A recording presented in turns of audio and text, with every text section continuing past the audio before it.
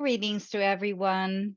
My name is Delilah Brown. I am a certified connection practice trainer and coach, and also a certified life coach. Today, I would like to welcome you to Empathy Month to my presentation titled Connection Through Empathy. It is a choice and a skill. Welcome again. Appreciate you attending this session today. Let's get started. Why do we even need Empathy Month in the USA? Well, let me tell you the story of Empathy Month USA 2024. I was inspired by Rita Marie Johnson. She is the founder of the Connection Practice by Brazour Foundation, and she was one of my inspirations. The other inspiration was finding Empathy Lab UK on the internet. Empathy Lab UK is an organization that teaches emotional intelligence, especially empathy, to school-aged children. And I absolutely admire their work. And these two, Rita Marie Johnson and Empathy Lab UK, just really launched me into researching the topic of empathy more and more. And I was just very excited to learn about empathy. I always thought about myself as an empathetic person, but once you start digging deep, you are just fascinated how much more it is to it, how many more layers you found. This kind of inspired our slogan as well.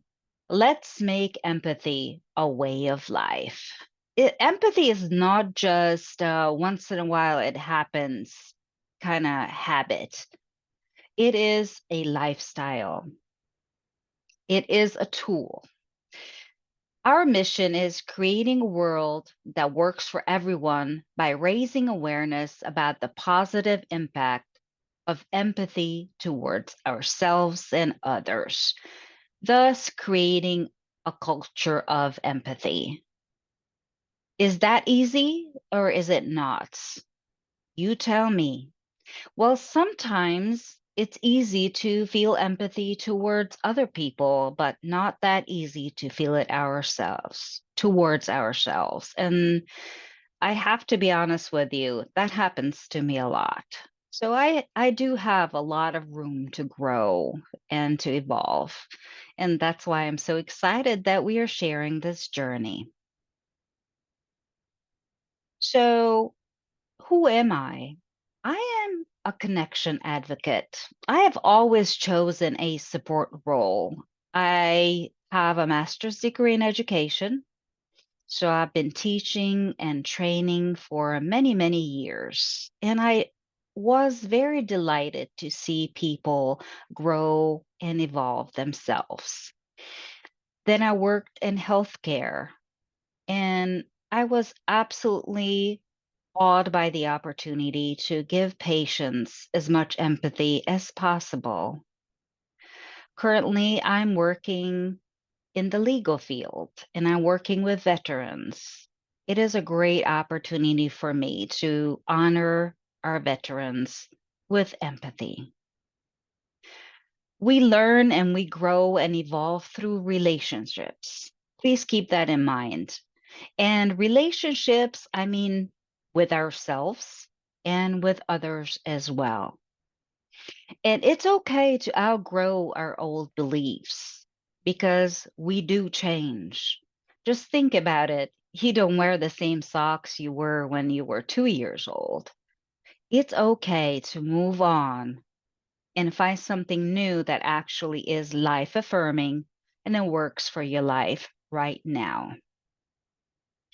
Many teachings talk about flow or being like water, being like a river.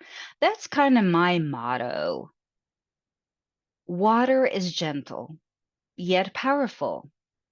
Always adjust to the obstacle in front of it. It will go around it, under it, over it. It is just very flexible and it is in the flow. It presents flow. And when we are in that flow, we feel our life source. And once we are full with that life force, we create the space for other people to do the same. And that is the mission of Empathy Month is kind of raise that awareness, creating that space by creating a culture of empathy. And it's not new, but this is a quote. As we learn about each other, so we learn about ourselves. And this is from Doctor Who. What is your definition of empathy? I invite you to explore that.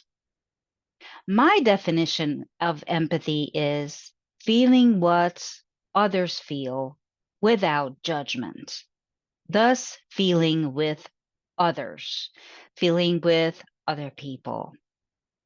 It kind of matches the description that you will find from one of our most distinct experts in the field, Brene Brown.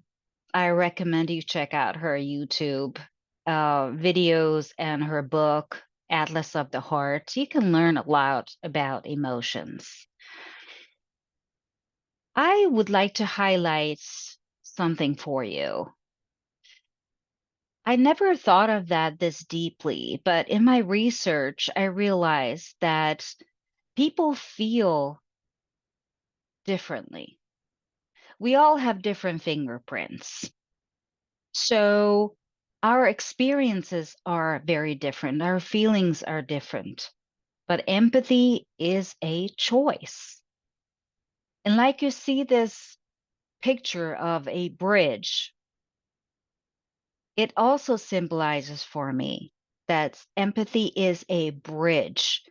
It's available for you if you choose to walk across this bridge, the over the river of circumstances, just so you get a visual picture of it. Once you walk across that bridge, you're connected heart to heart with that other person. And trust me, it feels great. Another topic I wanted to touch on is world hunger is not just about food. I know we're living in a digital era and there's a lot of connection online, but I invite you to explore true, real connections because most of us are hungry for connection. There's a lot of isolation, not just the aftermath of the pandemic when we were actually locked up in our homes, but just in general. Our society doesn't always support true connections. It's our job to find that. So what are you bringing to this potluck? My favorite is peace through empathy. How do we get there? Acknowledging our own feelings and needs and creating a safe place for others to do the same. And I'll talk about those details a little more. What can divide us? Many times we default to fear. We have the choice. We always have the choice. We can default to this fear or we can choose coherence. We can choose to pause to connect. That's the reason why I chose Pause to Connect as the name of my business, my coaching business. And let me read this Viktor Frankl quote to you because it's so meaningful. Between stimulus and reaction, there is a space. In that space, we have the freedom and power to choose our response. That is what I invite you to do is reaching a coherent state, having a coherent brain to resist your amygdala hijacking your reaction. How? So if you look at this picture, you will see our brain and its reaction to a rattlesnake. Those of you who are not in Texas, it may not mean a whole lot to you seeing a rattlesnake, but many people are afraid of snakes. So their survival instinct kicks in and they immediately go into the fight or flight response. That's why someone can prank you easily if they just throw a plastic snake in front of you. Just to share a story about that, one day I wanted to relocate a spider. I'm trying to be a good person. So I picked up the spider with a paper towel. Well, when I did pick up the spider mama released hundreds of baby spiders. You can imagine my thought process. I suddenly felt what Indiana Jones felt in the movie. It was, I just saw in my mind all the hundreds of spiders everywhere just overtaken. Then I had to pause and connect with my inner wisdom, my intelligent part of the brain, not just the alerting part of the brain, the amygdala, and just calm down and say, okay, that was just one spider releasing some babies. Let's just not get ahead of ourselves. How many times does it happen that we do go down that path and we just get in front of, just get ahead of ourselves a little too much and allow fear to completely take us over? So let's talk about emotions, thoughts, and feelings. Which came first? It's a chicken and egg situation. If you think about it, sometimes people get confused on that, and I was too. So let's talk about some of that. And I will also share a lesson from the island of Corfu with you, just so we continue with telling stories. First of all, we live in a subjective reality. Everybody has their own world. We experience things differently. Like I said earlier, as many fingerprints we have, that's how many different stories we have, even if the experience seems to be the same. So we have a stimuli, an experience, a memory. Like I said about the spider or the rattlesnake, or even a person that triggers some unpleasant memories. We first have an emotional response based on our perception. Emotion is a sensation in the body. Then we create thoughts about this emotion that we are sensing in our body, and we have an interpretation. And that interpretation is our feeling about that situation. So if we take time and pause and avoid the amygdala hijacking ourselves, because it will create a fight, flight, or freeze response, your intelligent self, your inner intelligence, is available to you and you can consult it. So let me just share a personal story from Corfu. We were on vacation when my daughter was 4 years old. It's a beautiful green Greek island. I absolutely adore it. And the story that I'm about to share with you showed me that fear and judgment is absolutely learned. It is not born. It's not born with us. What happened is we were having a cold lemonade on the beach, and our daughter was playing in the sands. And then I looked over and saw a raggedy looking man approaching my 4-year-old daughter. Imagine that this is a situation where, as a mother, I had suddenly a sensation, an emotion in my body that was fear. I felt tension in my body everywhere. I was ready to launch to protect my child. And I definitely had a lot of feelings of worry.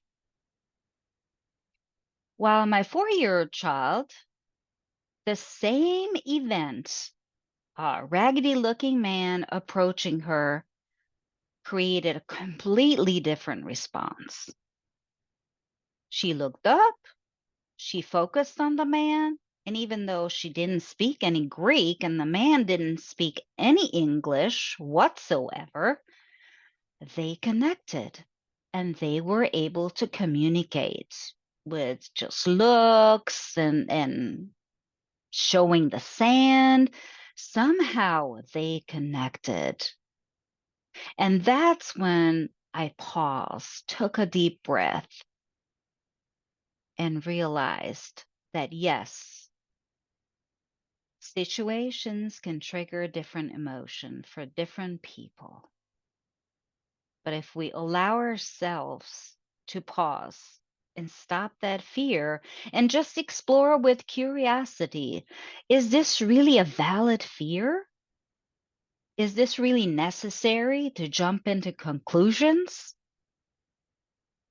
Then we may be experiencing something positive, something pleasant instead. So again, it is a choice. Thank you for teaching that lesson to me. My daughter, 4 years old, teaching me a great lesson. I'm very grateful. Today, I would like to talk about the connection practice. That's an amazing, amazing skill that you can learn. The connection practice is a skill that unites empathy and insight so you can respond to life from your strength. Empathy is attained through a conscious connection to your feelings and needs. And insight is accessed through heart brain coherence. The connection practice is based somewhat on nonviolent communication and heart brain coherence from the Heart Math Institute. And the method is perfected by Rita Marie Johnson, and it keeps evolving. It's just getting better and better every day. And we are so grateful to the Reserve Foundation for that. The synergy between empathy and insight maximizes our social emotional intelligence. It builds resilience and enhances performance. In other words, it just creates a more peaceful life. You're more resilient. You're not a victim of your feelings. You're finally able to name your feelings and your needs, and you're not running the other direction because you're worried, you're scared, you fear those emotions. You're able to just sit with them, explore them, and embrace them. And you find inner peace through that. And once you find inner peace yourself, you're able to pass that on to your family and to your community. Let's look at the steps of the connection practice. All the steps are based on science. Step one, naming feelings, reduces irrational reactions of that amygdala in the brain.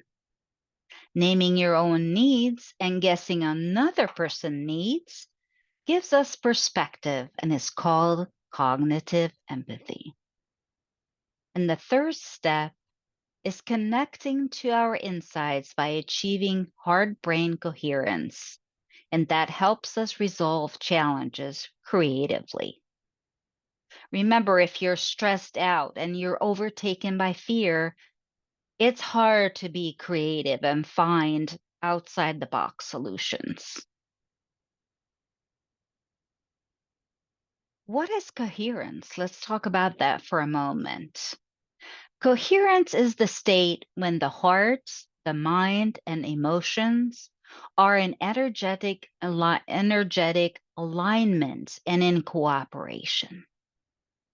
It is a state that builds resiliency and leaves you more energy to realize your goals and create harmonious outcomes. Just think about when you're frustrated, how your body feels. How often can you find real solutions when you're all frustrated and you feel like you are going to explode? But once you are in that calm and peaceful state of mind where you find coherence, you're able to actually truly connect with your inner wisdom and find solutions that are good for all parties involved. So, what makes your heart smile? Let me share my choices. I absolutely adore Mother Nature. To me, stepping out into nature is like entering Narnia. It's beautiful. The energy just hits me in a great way. I just embrace that phenomenal energy. I enjoy the colors of the flowers, the smells, the gentle breeze, and of course, butterflies. I absolutely love taking pictures of butterflies. So, this is one of my nature pictures that I'm sharing with you. For some people, it's their pets. They have a beautiful connection with their pets, and I do too. You see my puppies here, my fur babies, Bruno, the white boxer, and Diesel, my leopard Catahoula dog. They're so funny. I love them so much, and they do make my heart smile. So let's talk about the quick coherence technique again from the connection practice. I'm going to walk you through these three steps: heart focus, hard breathing, and heart feeling of appreciation. Remember, we just talked about what I appreciate, what makes my heart smile. I'm going to give you a moment to think about what makes your heart and face smile. What makes you happy? What makes you feel gratitude and appreciation? And when you're ready, let's move right into it. Heart focus. You can move your hand on your heart and just drop into that beautiful heart space. Let's just drop down from our logical minds into that beautiful heart space. Heart focus. Now let's breathe slowly and rhythmically as if we were breathing through our hearts. Heart breathing.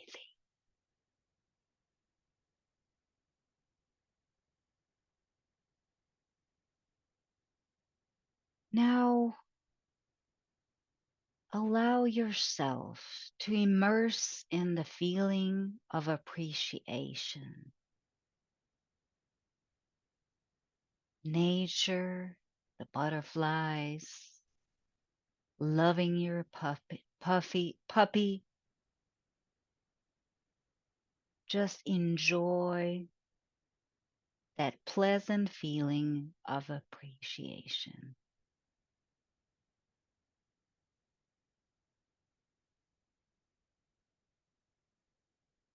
And even if you just take 30 seconds to practice this regularly, you will feel more peaceful.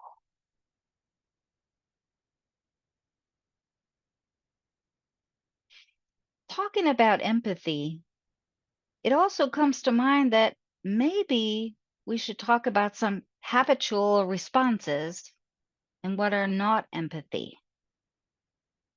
I collected 12 different examples for you, and they're from the connection practice training, which I hope you will attend one of the upcoming training sessions because it will definitely benefit you. First one, advising. Getting mad won't do you any good. Sometimes we get upset with our parents because they have the tendency to give us advice when what we really want is just to be heard. Agreeing. You're right. That's awful. And sometimes this effort of giving empathy just creates more drama and is not always helpful. Or trying to cheer someone up, saying, well, look on the bright side. Again, that person who wanted empathy from us, wanted to be heard, wanted us to feel with them, not some kind of cheesy advice to cheer up and look on the bright side. Sometimes we have the tendency to compete. That's nothing. Wait till you hear about what happened to me. You're In this case, we try to shift the focus on ourselves. And again, that leaves the other person unheard. Consoling. It wasn't your fault. You did the best you could. Or justifying. It's his first day on the job. Don't we all have the tendency to justify? That's not always the solution. Or minimizing. It's all small stuff. It only happened once. Or one of my favorite ones, go with the flow, or it's in God's hands. Has anybody said that to you before? Have you felt like, oh, wow, I just wanted that person to feel with me? I didn't need any catchphrases. Or pointing out the positive, at least they fixed it. Or even jump into storytelling. I know how you feel. One time, this and this happened to me, or this reminds me when blah, blah, blah. At that point, nobody's interested in storytelling. You are in a situation where you want to be heard, you want empathy, or sympathizing. Oh, you poor thing. That may even make me feel worse. So these are some examples that we try to avoid. And I would like to invite you to reflect on your own story. I shared the spider story with you, and I shared the story of my experience on Corfu, how I learned from my 4-year-old daughter. These could be good journal prompts for you to explore with empathy. Again, practice self empathy, use curiosity and no judgment whatsoever. We're not here to judge ourselves or others. Have you ever jumped into conclusion about another person or situation? What feelings did I create from my thoughts about my emotions? Do I have more pleasant or more unpleasant feelings? Is my amygdala the boss always in charge? Do I launch into fight or flight or freeze response?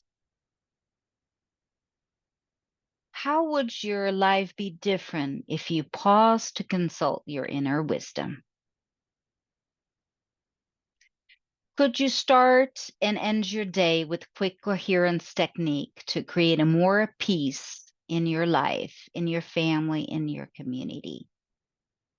These are just a few ideas during our empathy month to journal and go on a journey of self discovery. I encourage you to take a screenshot of this slide and use the journal prompts and explore and have fun with it. For more information and details, you can visit connectionpractice.org or pauseconnect.info, or you can simply email me at pausetoconnectnow@gmail.com. You can inquire about upcoming classes or coaching. And I also encourage you to visit the Empathy Month channel, YouTube channel regularly, because we'll be posting more. Talking about more, I'm so excited that you're here and watching this video and you participating in the Empathy Month series. We have some free gifts for you. We ask you to subscribe to this Empathy Month channel so you're notified when we post something new. And there are two gifts that we offer. I will be posting Seasons of Empathy, a guided meditation on the YouTube channel. It is a fun meditation that is accompanied by my nature pictures. So I hope you enjoy that. In addition, Olenka Mriko, one of our Empathy Month speakers, she is a teacher, a Ukrainian teacher living in Poland currently, and she is sharing one of her writings titled Garden Treasures. And these are stories that inspire you to visit your inner child and return to Mother Nature. And the little stories are illustrated by a very famous European artist. So please check it out. It will be also on the Empathy Month YouTube channel. Again, I would like to thank you for watching this video and checking out Empathy Month USA 2024. Let's make empathy a way of life. You take care. Bye bye.